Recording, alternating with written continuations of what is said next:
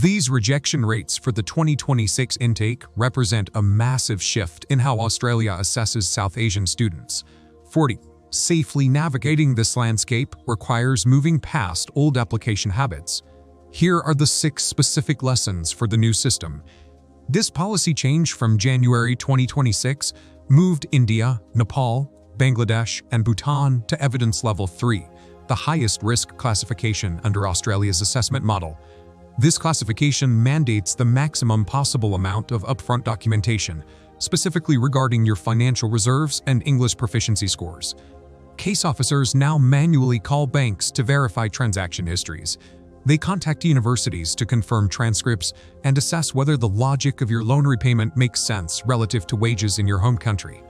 This tier of manual verification makes standard notary copies and templated agent documents a primary cause for refusal. You need 20 to 24 weeks of lead time to prepare a file that meets these standards.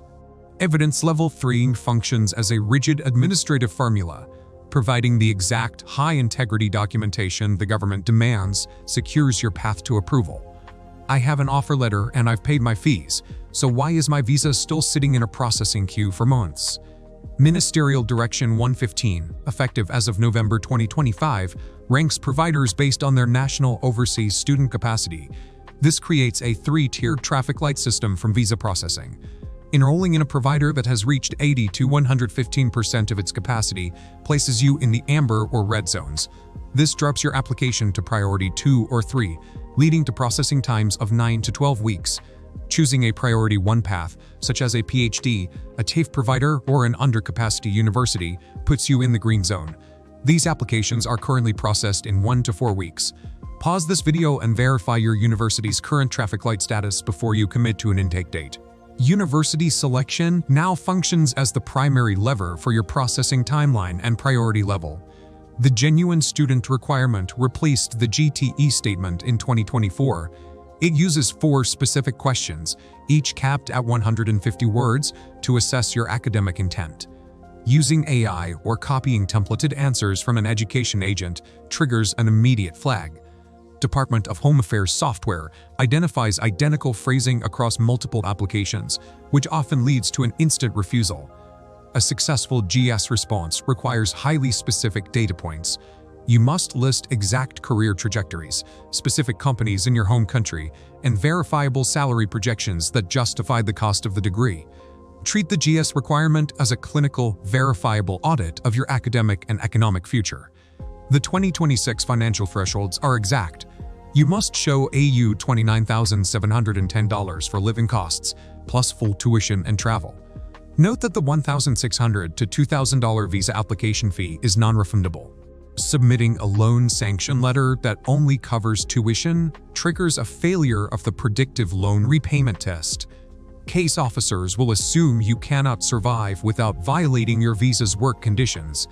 You need a loan sanction that explicitly covers both tuition and living expenses, backed by 6 months of transaction history downloaded directly as a secure PDF. Visit itstudent.com at the link below to track ongoing updates to these financial requirements and current processing times. Case officers are now assessing whether your post-graduation salary back home will actually allow you to repay that debt legally. This flowchart shows the new restrictions on the 485 graduate visa.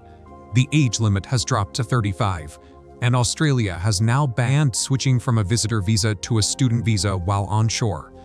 This onshore block requires you to finalize your long-term roadmap before leaving your home country. It forces a visible, regulated entry process and prevents agents from promising easy transitions after you arrive. Hit the like button if this video is giving you a more direct and honest look at the rules than your education agent provided. Australia has closed the secondary entry points, making the offshore application the only viable path for genuine students. The 2026 framework is highly punitive toward rushed applicants using generic templates. Success rewards the meticulous planner who treats documentation as a technical project. To clear high-scrutiny verification, use this checklist.